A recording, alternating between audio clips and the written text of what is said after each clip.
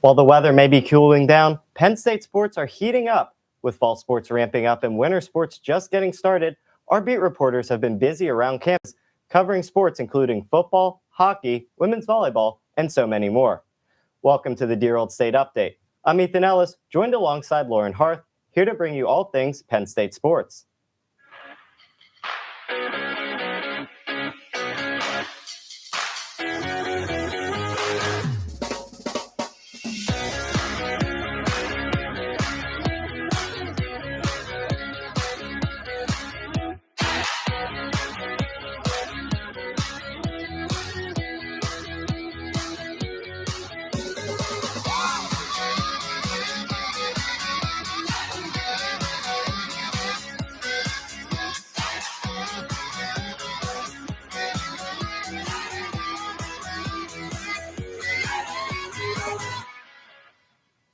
Penn State football has moved to 4-0 after opening up Big Ten play this weekend in what James Franklin would call a whiteout energy atmosphere. Nico Rodriguez and Amanda Vogt were on the sidelines covering all the action.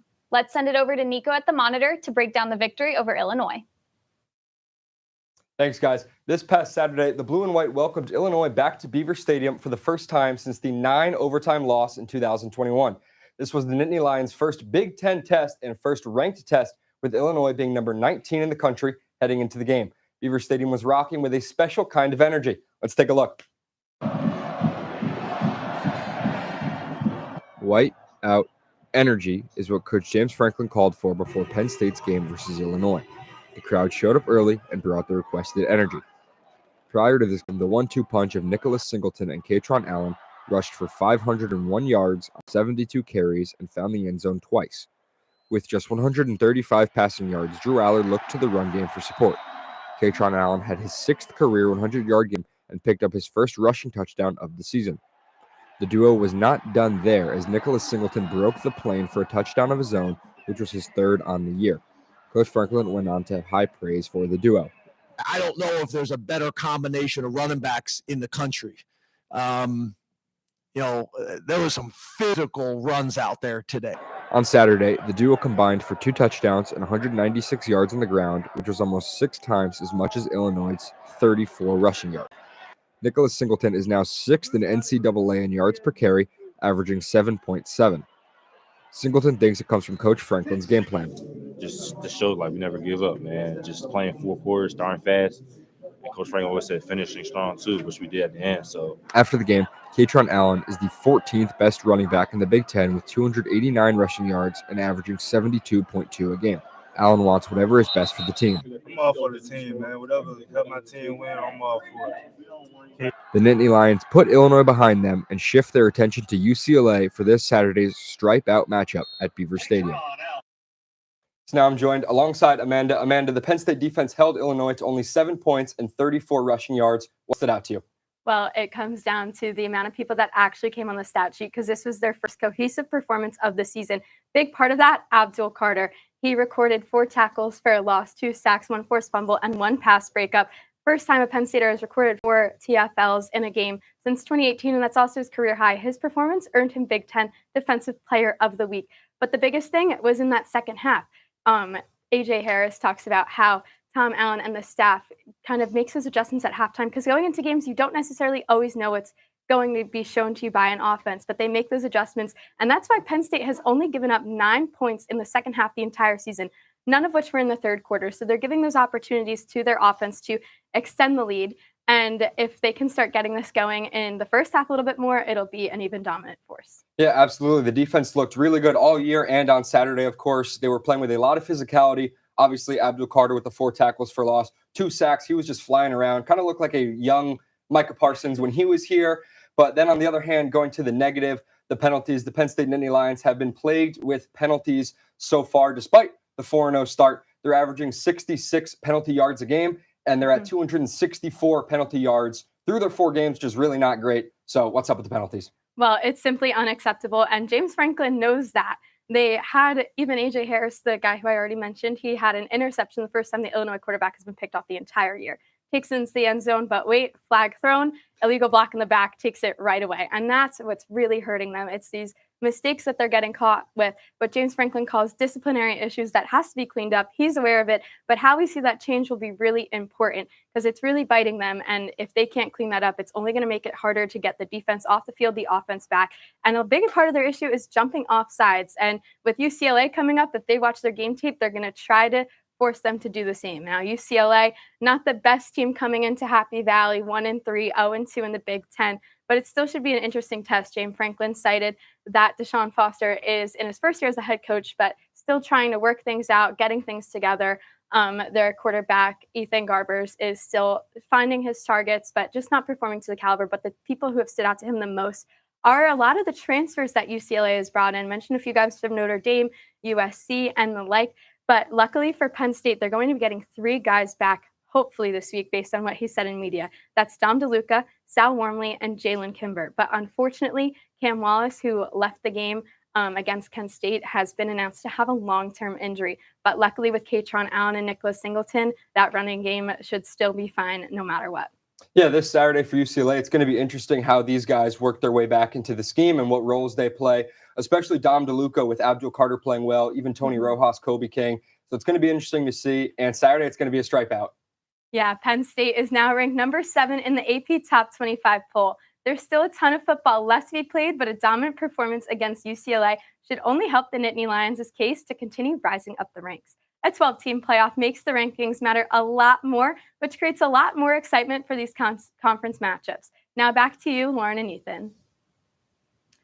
Thanks, Amanda and Nico. Across campus in Rec Hall, the Penn State women's volleyball team has been out for revenge after getting swept by first-ranked Pitt. Since then, the Nittany Lions have won 4 in a row, including a sweep over 10th-ranked Purdue and West Lafayette this last weekend. That's right, Lauren. I was at Rec Hall yesterday as Penn State took on their land-grant rivals, Michigan State. Here's some highlights from the game. The weather outside may have been gray and cloudy, but the atmosphere inside Rec Hall was anything but, as the Penn State Nittany Lions took on the Michigan State Spartans. Coming off a huge sweep of 10th-ranked Purdue, the blue and white continued to build on the success they had after the devastating sweep by Pitt. Jess Merzick had another stellar game, leading the team in kills with 29. Our defenders did a good job of putting Izzy in a good spot to feed myself and Maggie the ball, so I thought it's all credit to Izzy. She put us in good situations. But these bright spots were overshadowed by a more competitive match than expected. Michigan State kicked off the afternoon in the right way, winning the first set. And while that was the only set they won, it was still a dogfight to the very end. Head coach Katie Schumacher-Colley says that's just the nature of Big Ten play. But I think that's what makes this conference so great. Every match is exciting, and yeah, you gotta be focused and ready to go. After this Big Ten win, the Nittany Lions host Maryland on Thursday night before a huge matchup versus number 11 Oregon in the Wear-White game on Friday. So, Ethan, after the first couple games you've been to, what have you seen and what players are standing out to you? Well, I think Jess Merzick is the biggest standout so far. 173 kills on the season. That's 4.44 kills per set. And she's really been the face of this offense. But someone else you really need to look at is Maggie Mendelson. She had a career best 14 kills in the game against Michigan State yesterday. And she's really one of the emerging stars of the offense. And when you take those two and pair them with someone like Cameron Hanna, that really gives Coach Katie Schumacher-Colley a ton of different options to work with at the net, especially coming into these big ranked matchups, including Oregon. You mentioned the big ranked matchups, especially Oregon. They're coming to town this Friday. The Rec Hall is going to be the Wear-White game. What can we expect to see? Well, one thing I expect them to see is improve on their hitting percentage. And in that first set that they lost to Michigan State, they were only hitting at around 0.1. And their season average is a little over 0.3. So that's really something they need to improve on. I think they're getting a little too aggressive with their kills. They're sending them out of the back of the court and they're sending them over the side. So I think if they can just get a little bit less aggressive and find those open spaces, especially those back corners. I mean, we saw a ton of those from Jess Merzick. She's really good at finding those open spaces. So if she can find those in the game against Oregon, the Nittany Lions will be just fine. Now we're heading out to the pitch. Beat reporters Josh Armour and Owen Cameras have been there all season long covering both the men's and women's soccer teams. Thanks, guys. We're now over a month into the college soccer season, and both the men's and women's teams have been through their ups and downs. The men's team is looking for consistency after snapping their 3-game losing streak thanks to a late goal against Michigan State, while the women's team is seeking redemption after 2 losses in their last 3. Owen, what were your thoughts on the men's season so far? Yeah, it's kind of been a tale of 2 seasons, and it's been a tale of 2 halves for the men's team. The men's so far this season, I mean, we look at that tough loss versus Ohio State, 5-0 at home, Mac Brady match, nothing that Jeff Cook and the Penn State team wanted to have happen, but then turned it around really, really well. That win at a Friday night, 2 Fridays ago versus Michigan State was a dominant performance and a performance that really showcased the men's team's kind of resolve.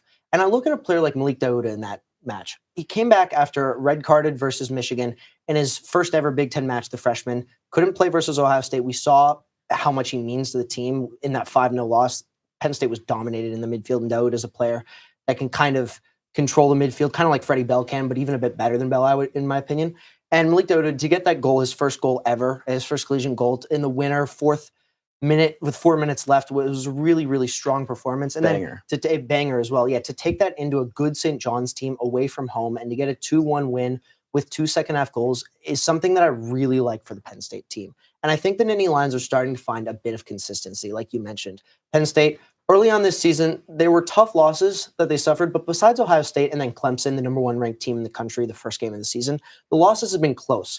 Pitt, number 3 ranked team in the country, a 2-1 loss where Penn State couldn't control the second half. And that's been the thing for Penn State, has been controlling the second half. Penn State lives or dies by the final 45 minutes. You look at that Pitt game, you look at Cornell, Penn State hasn't been able to hold leads in the second half. Alternatively, you look at Michigan State, you look at St. John's, both second half comebacks where the Nittany Lions have scored a couple of late goals to eke out wins that maybe are wins that Jeff Cook would like to be more comfortable, but still good wins and good second half performances. And we've seen a bend don't break and a fight from this team that I really like, because I think Penn State, especially after that 5-0 loss, could have really just taken this season and thrown it in the bin. But we've seen from the team, even after that 5-0 loss, they've been resilient and they've had good performances. And I like to see them take that into a matchup versus USC that I think everyone is going to be interested in. Yeah, I mean, like you said, Dauda versus that Michigan State game, he was awesome. Won him freshman Big Ten Player of the Week. But more to the front line, Kamara's come in.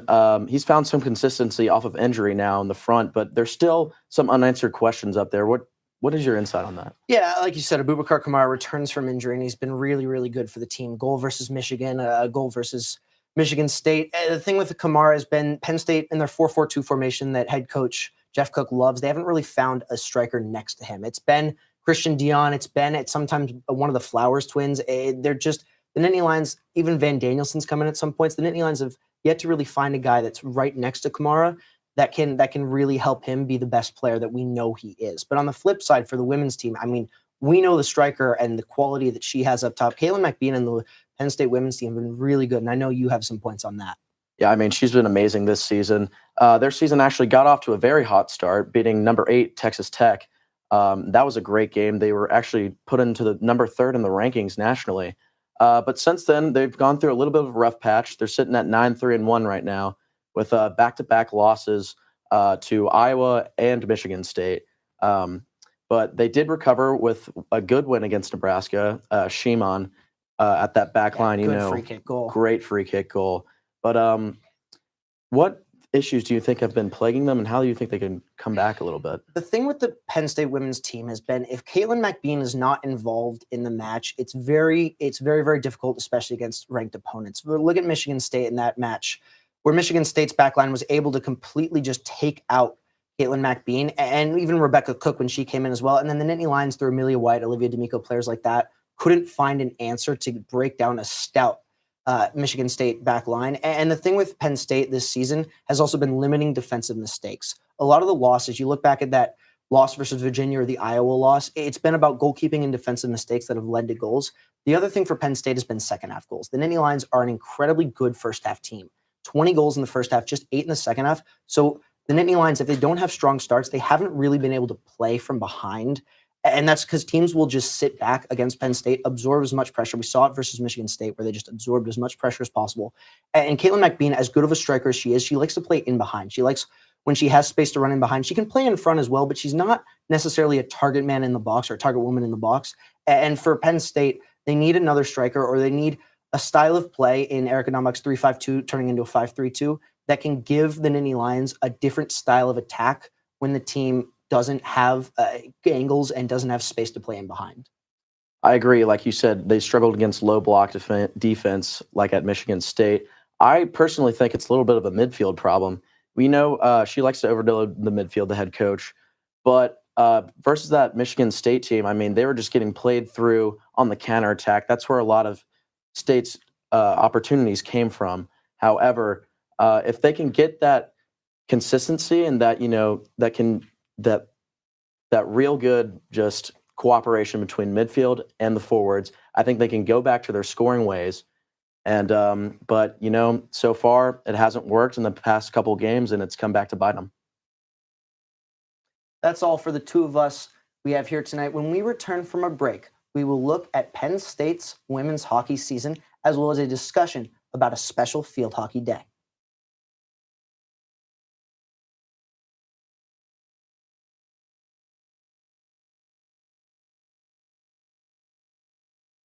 Hey everybody, thank you for tuning into this edition of Penn State Sports Night.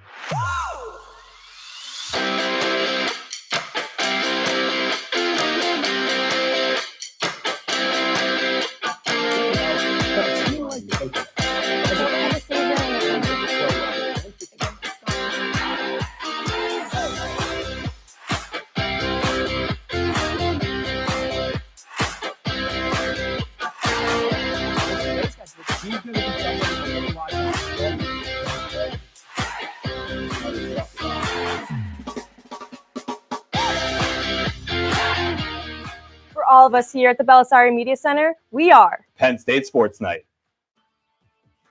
Live from the campus of Penn State University, this is PSN News. Penn State Network News is a student-produced, bi-weekly live news show featuring all student talent. From local and national news to sports, entertainment, weather, and live interviews, we have it all. We also feature student-made packages from across campus. Airing every Monday and Wednesday at 7 p.m. We are PSN News. Be sure to check us out on Twitter and Facebook at PSN News, on Instagram at Penn State Network News, and to subscribe to our YouTube channel at youtube.com/PSN News. Have a good night and stay safe, Penn State.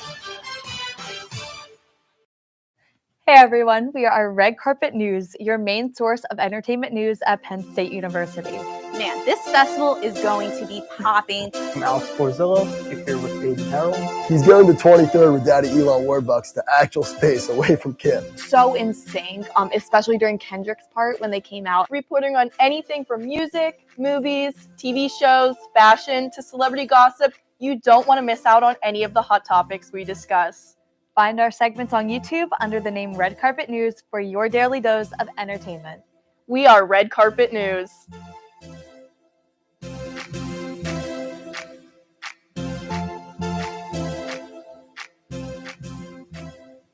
Welcome back to Dear Old State Update. The first of the winter sports to get started here in State College is women's hockey. They opened up their season against Northeastern, taking one game and losing the other. Let's check in with our beat reporters Cassie Vaselis and Josh Bartosik, who were rinkside covering the action.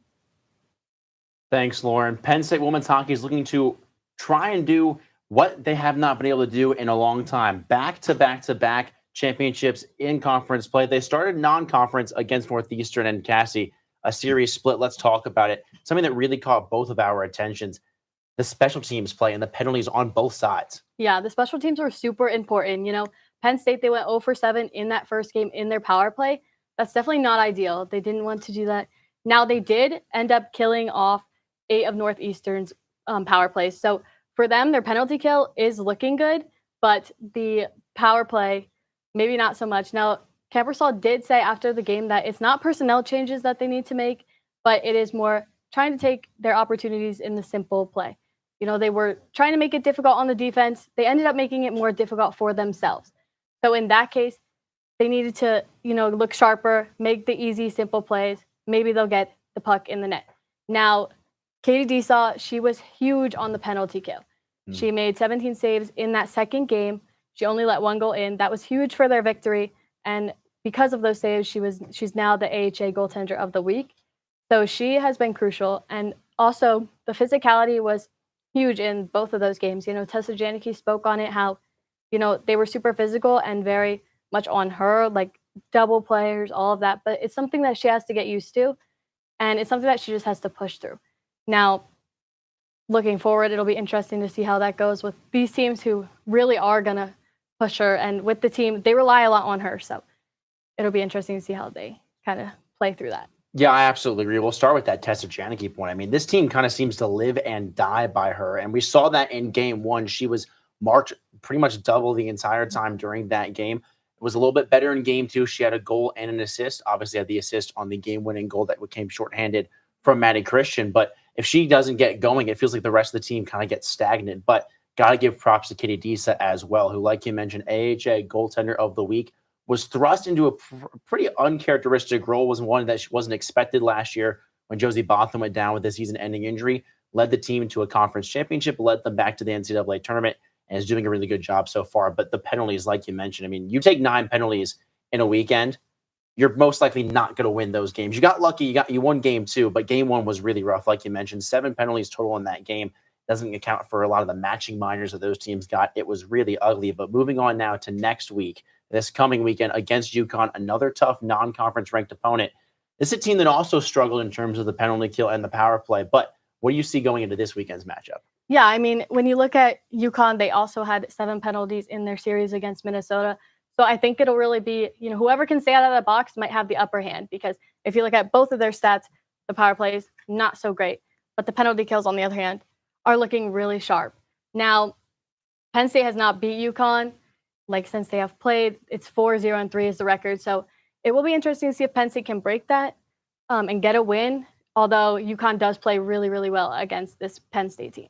Yeah, you're absolutely right. They do play very well. I mean, you see the stats right here in the penalty kill and the power play. Again, doesn't account for the 4-on-4 play, the matching minors we saw on both of these sides, really. And you look at the shots that UConn put up, that 23 might look tiny, and it is. They got outshot 86-23 against Minnesota this past week, but they're a team that plays very well defensively. This is a Penn State team that loves piling on the shots. You see the 49 right there. Going to be tough, but I think we both agree that whoever wins that special teams battle is going to come out on top. Should be a really fun one this weekend against UConn. But with that, we're going to send it back to Lauren at the desk. Thanks, Josh and Cassie. I'm now joined by our field hockey beat reporter, Cora Rodriguez. The Nittany Lions are halfway through their season and have a 6-3 record, including a win in their lone Big Ten game. Now, Cora, how has the first half of the season gone? It's actually gone really, really well. The team really had a really struggling start. They did lose their first 3 games, and you said the record was 6-3, but they've had a winning streak of 6, which is absolutely crazy for this team to have, especially some of them, they've really had a fight for it. And it was just kind of a battle, especially with games like Bucknell and games like Indiana, which we'll get to later. And it's just seeing them really go for that kind of pressure and kind of come out with a win is very good. And kind of highlighting one of the stars, Fia Gladio, and also Abby DeVerka, having those 2 players on this team are very detrimental for this team's success. But I'm going to kind of focus on Fia a little bit. She's just coming back from the Olympics over the summer, and she's been so dominant this season. She scored every single game. She was just announced the Big Ten Offensive Player of the Week, and she's just been super dominant and super great throughout. You mentioned Fia being an Olympian. This past weekend, they dedicated the stadium and field to former Penn State coach, player, and 2-time Olympian. Yeah. Tell us about how that ceremony went. I love Shar. So the lady pictured right here, her name is Shar Mornay Curtis, and that's the field that she's dedicated to. And she's such a nice lady. I actually met her over the weekend, and she's so nice, so sweet. And as you said, she was also a player and a coach. And she coached for a while. She was a player. She made 2 Olympic appearances. One of them, she actually got a bronze medal. And that was in 1984. And then 1980 was her other appearance. And she's been very dominant. She's a really good field hockey player. And she actually was coaching while she was playing in the Olympics, which is absolutely crazy to think about because I could never multitask like her. And she started coaching at Penn State in 1987. So only 3 years after she won that bronze medal. And she led the Penn State team to get their sixth appearance, like semifinal appearance in the NCAA tournament.